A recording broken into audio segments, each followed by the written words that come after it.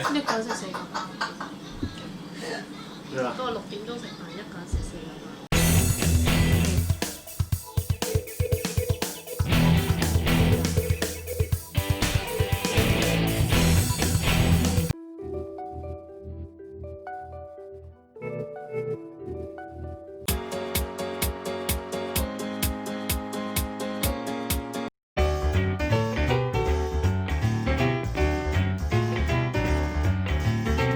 好，嚟到新一期嘅原食對決啦。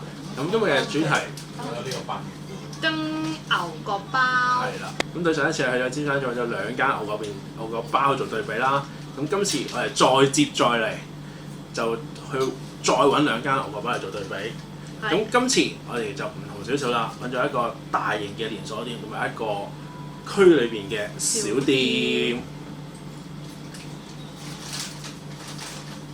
係，咁今次咧，我哋主要咧就想揾啲有餡嘅，咁我哋今次就會買咗一啲有餡嘅牛角包翻嚟啦，同埋一間就係由台灣過嚟嘅過江龍啦，就叫做大家應該都出名喺度，一個台灣嚟人都知，就叫做百月堂。咁呢一間就係位於屯門區嘅小店，喺體豐商場裏邊嘅。咁呢間就叫做小茶閣。一間小店同埋一間連鎖店做一個對比，咁有啲咩分別咧？好啦，我已經好想食啦。OK，咁先介紹下我哋牛角百月堂先啦，好嘛？好。咁百月堂咧同埋其實都幾唔同下，先講百月堂先。咁百月堂咧其實最主要咧都係我覺得係比較西方少少嘅，咁有好多奶黃牛角包啦、金沙狐狸牛角包啦，有好多唔同都係以甜嘅為大概2至3隻鹹嘅。咁呢度我哋其中一隻啦，就叫做松葉蟹醬牛角包嘅。呢個咧就係一個原味嘅，都叫蜂巢牛角包啦。另外一個咧？另外呢個咧就係喺屯門體豐嗰個叫小茶閣啦。咁呢個我覺得相對係港式少少啊。點解咁講咧？嗱，呢一個咧我哋買咗係叫做屯門牛角包嘅。呢個小茶閣裏邊嘅牛角包，我哋買呢個嘅屯門牛咧，裏邊係有蛋啦、蘑菇、芝士、煙肉同番茄嘅。呢一隻咧就叫做奶油牛，好簡單嘅，呢個就係得牛油同埋煉奶。我哋開始試食。好，咁啊，等於我試試啦。係啦，試試。好啊，咁我使。我哋試啲有鹹先啦，鹹對，不過其實都係鹹對鹹先啦。哦，鹹對鹹，冇乜原味到原味啊，不如。好原味呢度。一個原味好，講話鹹先啦，咁我試咗依個啦。呢個咧，首先咧，佢個大細 size 有幾大啊？有冇我塊面咁大？有。有，一個塊面咁大。你塊面大啲，嘢一份嘅，咁大概係細過呢個電話嘅。好。係啦，係啦。佢都好香喎呢個味，而佢個層次感咧，係咯，係咪香氣啊？想問。好香咯，好香包味。哦。好，我見佢個層次感都幾靚啊！食下先。咁首先咧，佢個層次感好靚啦，咁而佢啲芝士咧面頭都烘過嚟㗎。係松露白醬松葉蟹，松露白醬嚟嘅。O.K. 即係嗰啲係松露白醬，但係松露醬松露味我又覺得唔係好出。佢唔係黑松露嘛，係白松露嘅醬。佢芝士咧面頭咧一啲芝士碎咧係烘過嚟喎。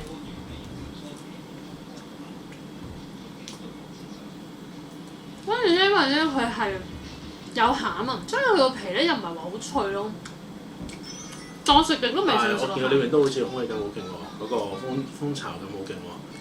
好嗱，咁呢個咧嗰個百月堂呢個牛角包咧，其實嗰個蜂巢感都非常之靚仔嘅，呢個好有空氣感。但係咧，我覺得佢個餡咧，其實我仲未食到嗰個松葉蟹啊，主要都係淨係食到個醬。其實我已經差唔多食到一半啦，都未食到個餡，覺得冇乜特別。不過佢個醬好香，個醬好香啊！但係個蟹柳咧就冇味。個蟹柳冇乜特別，主要都係嗰個白松露醬幾香。未試下一個小店嘅牛角包啦，咁佢個牛角包咧就好得意嘅，佢嗰個叫屯門牛。屯門牛。係啦，有非常之港式嘅感覺嘅。好。但佢個餡料咧就係好明顯係多過呢個連鎖店嘅。我試下先。咁咧佢咧呢個嘅層次感咧都明顯嘅。但明顯比八月堂稍遜一籌啦，應該就係啦，因為佢感覺上即係嗰啲層啊唔係好多啊。我覺得因為佢個餡咧好多啊，同埋佢又有番茄有菜咧，感覺上好似就揀呢個漢堡包，但係佢個包咧就變咗係牛角包咯。咁呢個屯門牛咧，佢嘅重點餡咧，即係蘑菇啊、肉啊嗰啲餡咧，其實主要都係喺嗰個中間嗰個位。但係側邊就有番茄同菜咧，就側邊都會有嘅。我中意食到嗰個煙肉啊，好香啊！佢嗰種煙燻味都幾好。其實呢個都聞到一陣咧嗰種煙燻味，煙燻嗰種味道咯。同埋啲芝士有啲醬咧都幾爆。係走嚟可能咧，都係因為有醬嘅關係咧，所以都係稍為因為佢有醬嘅關係咧，佢個包咧變相咧就可能淋身咗。但係講林星嘅話，呢個小茶個林星啲係嘛？嗯，因為佢嘅醬係好多，同埋啲料好爆。終於到我啦！咁我就試下呢個八月堂嘅魚味牛角包啦。嗱，咁我覺得我幾中意呢個 layer 嘅，非常之精緻啊！一見就已經愛上佢啦，呢啲咁嘅牛角包。佢面頭我見佢立立令，唔知係咪蜂蜜味啊？哦，唔係，冇乜蜂蜜味嘅呢個，真係得原味嘅。佢可能係嗰啲蛋漿炒落去嚟到去反光少少。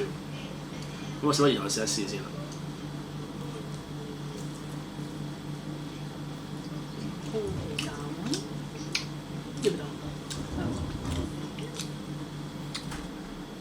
咁我覺得個空氣感咧都有嘅。但係相對呢一個嚟講咧，好似呢個空氣感少咗少少，因為可能夾咗啲料落咧，變咗嗰個貓嗰個空氣感會強咗少少啦。係啦，啱啱食落個邊嘅嘢就比較覺得好似實咗少少啊，食咗去中間試下先。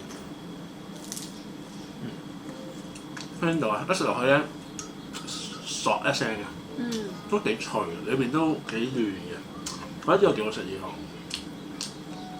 呢個唔錯，呢個係熱奶牛，呢個好完整啊！我可以俾你哋睇下呢個 size，佢個牛係同呢個牛，佢個牛角係咁樣。係啦，咁呢個咧就係小茶角嘅牛角包啦。咁呢個就叫做熱奶牛啊，唔知叫咩？叫做係啦，呢個屯門個奶油牛。咁但係咧呢個奶油牛咧，但係屯門小茶角有個問題就係佢冇原味嘅。問過有冇原味？冇原味，全部都係一定有鹹嘅。個奶油甜，呢個小茶角甜嘅牛角包得兩款嘅。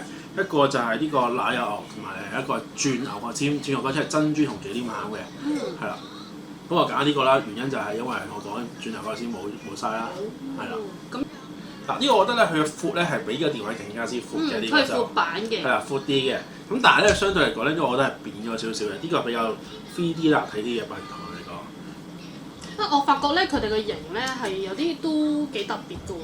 我哋呢啲牛角包咧，佢係頭尾係收長嘅，呢個小茶角牛角逼頭屈喺入邊。牛角包口感嘅奶醬多士，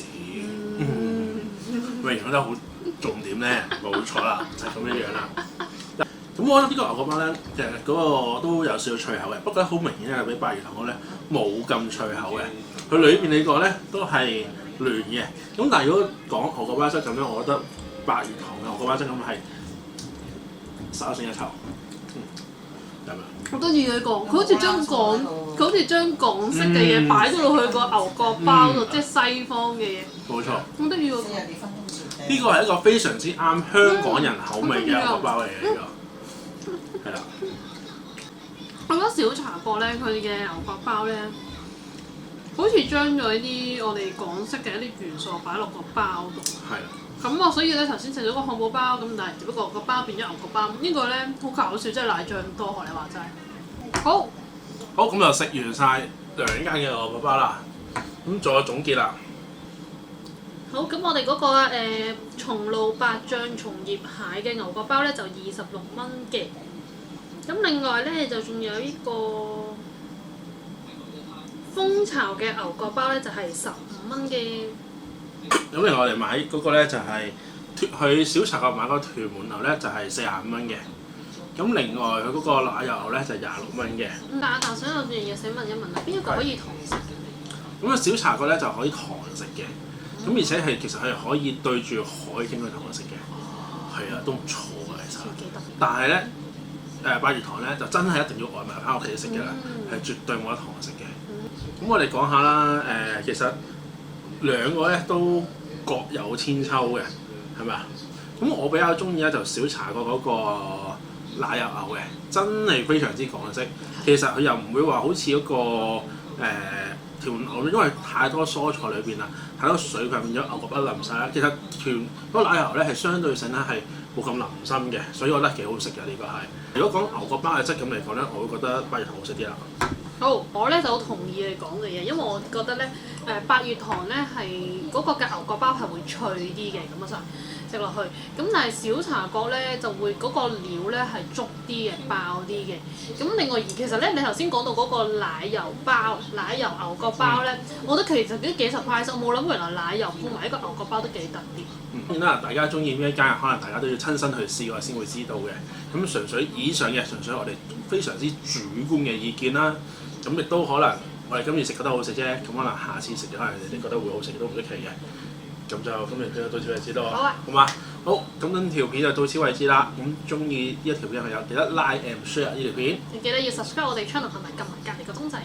好，下一期再見，拜拜。